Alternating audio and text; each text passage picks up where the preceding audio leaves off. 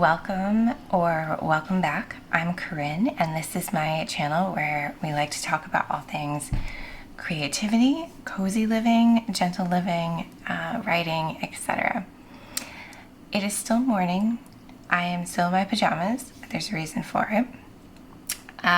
Yesterday I started thinking about ways to bring coziness into the rest of the summer, and how ways for the season to feel a little bit more gentle. It is going to be a hot one today. So yeah, it's going to be a hot one, and really the only day that we have this week where we can get to the water, which I've been trying to do about once a week. And so Finn, my son, and I are heading over to Seago for the day. And partly because the work that I have to do writing-wise is not on the computer for today, so I can do all of that at the lake, which will be really nice and feel very sweet and very cozy and very gentle. The other thing I was trying to do yesterday was just think about ways to make re-entry when we get home feel a little less jarring, as it sometimes does when you're bringing bags of wet towels and wet swimsuits and unpacking coolers. That's never super fun. So I had the great idea to start making a sorbet last night. And the reason for that is last week I was visiting with a friend at another lake. I know, it's amazing. It's really fantastic. And I had a strawberry hibiscus sorbet, and I thought it was phenomenal. I've been thinking about it ever since. So I thought, wouldn't it be great to be able to come home and have a nice, cool, refreshing treat? So I found a recipe. I've never made sorbet before, and it was a little bit more involved than I thought it was. So I started the process last night. I'm going to insert footage in just a minute so you can see the process. And this morning, we've got to get it churning. So the recipe calls for it to be put into an ice cream maker and churned. I'm pretty sure that if you don't have an ice cream maker, you could just put the concoction right in the freezer and it would be fine. We do have an ice cream maker. We haven't used it in a few years, and I personally have never used it. So we'll see how this goes. I am going to go get myself a little bit ready, come back. We're going to get the churning set up because I think it has to churn for like 20 to 30 minutes. So I'm going to get that started. And in the meantime, I'm going to pack up some lunch, some water, some other drinks, all of that kind of stuff. So I will meet you back here in a minute and let you watch the footage from making the sorbet last night, and then we'll just get going and we'll take you along for the day. I hope you'll stick around and join us.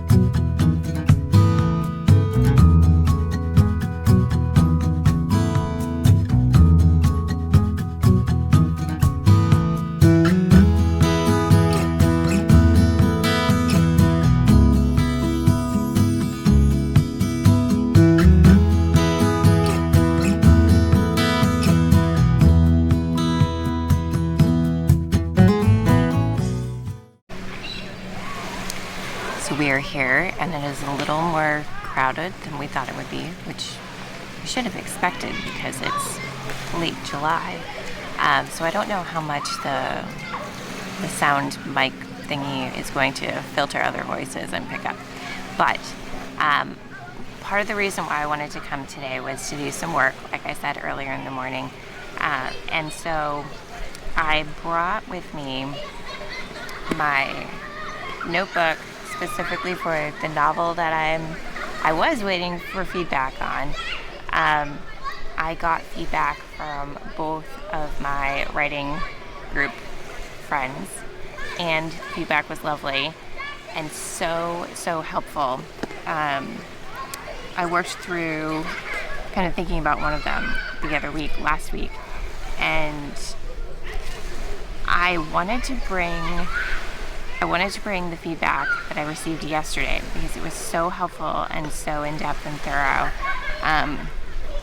But I kind of also wanted to have this memory of being at the lake and it being beautiful and sunny and feeling like all things are possible while working on the novel. And so that might seem kind of silly, but it's going to help me as I work through it in this next iteration, this next draft, just to have some really grounding memories. So I encourage you to do that, to take your work, not just you, because Julia Cameron talks a lot about artist dates, but I think it's also really important to take your project on a date and to make, now this sounds crazy, core memories with your project that live outside of your computer.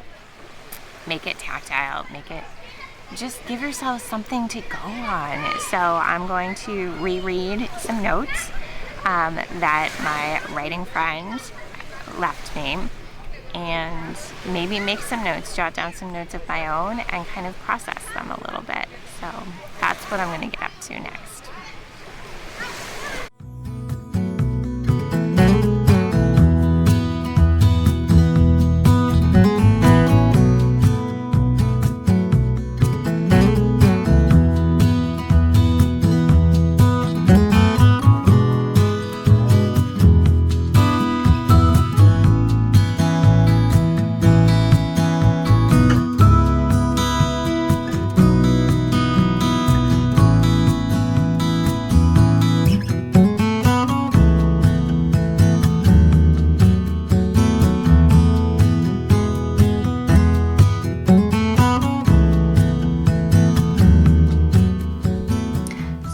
We made it home. It's just after 2 in the afternoon.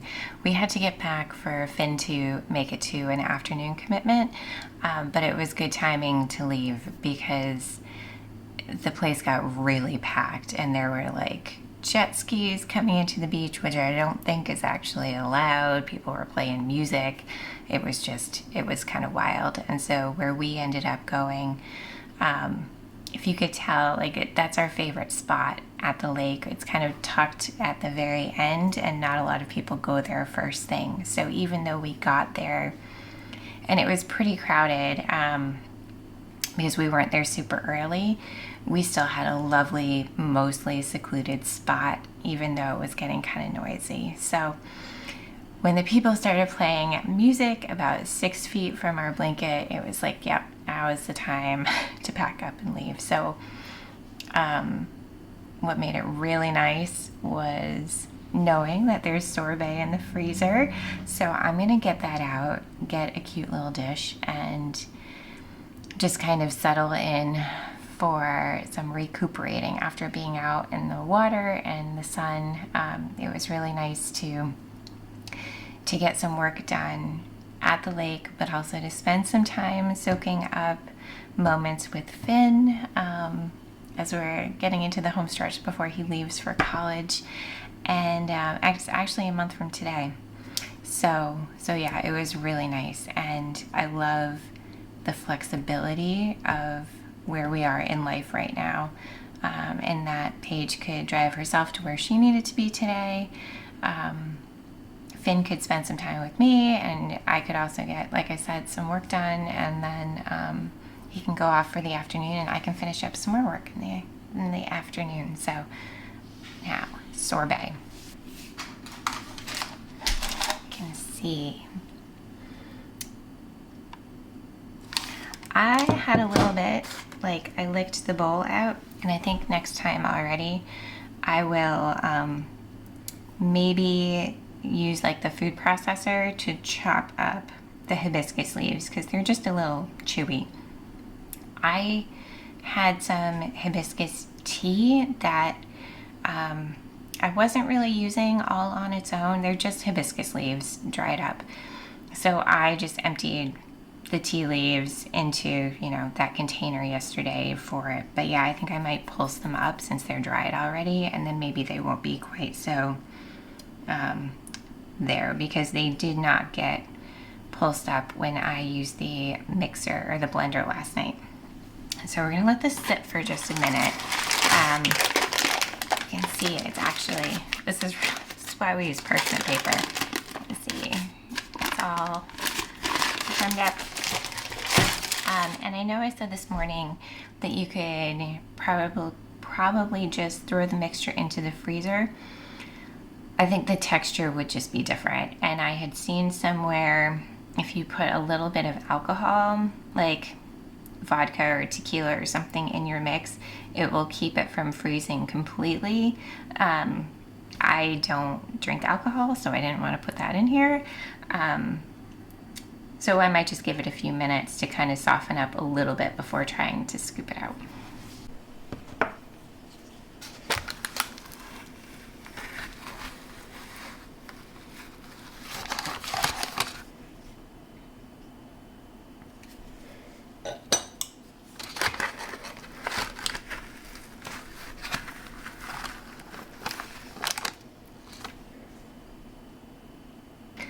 Well, it scooped out a lot easier than I thought it was going to. And look at this color. It is just gorgeous.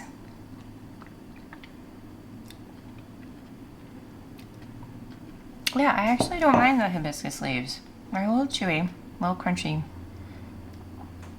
I like a tart pop. All right, let's give it a real taste.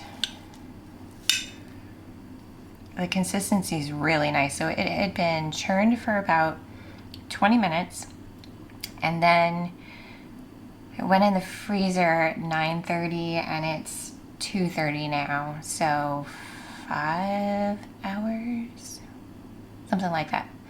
And it scooped out really easily.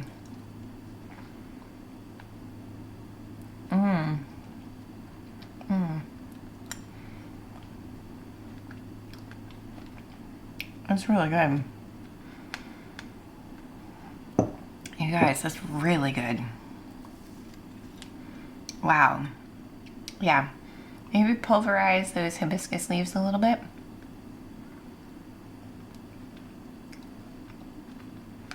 But I can't tell if I mind them or not. But the flavor is really good. It's not too sweet.